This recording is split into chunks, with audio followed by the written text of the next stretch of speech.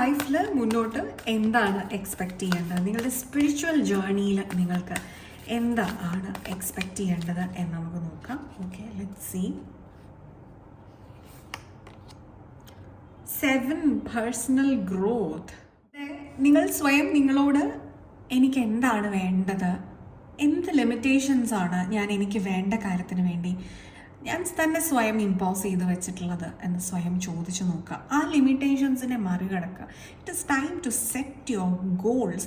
And also 7 എന്ന് പറയുമ്പോൾ നമ്മൾ അഭിമുഖീകരിക്കുന്ന വ്യക്തികൾ, അതായത് നമ്മളുടെ ഓപ്പോസിറ്റ് നിൽക്കുന്ന വ്യക്തിത്വങ്ങളെ നമുക്ക് പറയാൻ സാധിക്കും. മറ്റ് വ്യക്തികളുമായിട്ട് ഉള്ള ഇൻറ്ററാക്ഷൻസ് നിങ്ങൾക്ക് ഇമ്പ്രൂവ് ആകുന്നു, നിങ്ങൾ ഇടപെടാൻ പഠിക്കുന്നു, നിങ്ങൾ എക്സ്പ്രസ് ചെയ്യാൻ പഠിക്കുന്നു.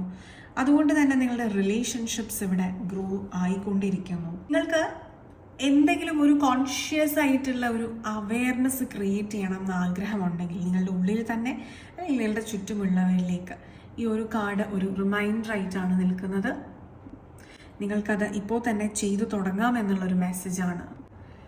നിങ്ങളുടെ അവയർനെസ് നിങ്ങൾ ഇംപ്രൂവ് ആക്കുന്നത് വഴി നിങ്ങളുടെ എനർജിയും പ്രകൃതിയുടെ എനർജിയുമായിട്ട് അലൈൻഡ് ആവുന്നു. അതായത് നിങ്ങളുടെ തോട്ട്സ് യൂണിവേഴ്സൽ ജസ്റ്റിസുമായിട്ട് അലൈൻഡ് ആവുന്നു. പിന്നെ നിങ്ങൾ ഒന്നും ചെയ്യേണ്ട ആവശ്യമില്ല. അബണ്ടൻസ്, ഗ്രോത്ത് ഒക്കെ നിങ്ങളെ തേടി വരുമെന്നുള്ളൊരു മെസ്സേജാണ്. ഈ ഒരു അഫർമേഷൻസ് നിങ്ങൾക്ക് പറയാവുന്നതാണ്. As I improve myself, I improve the circumstances of my life.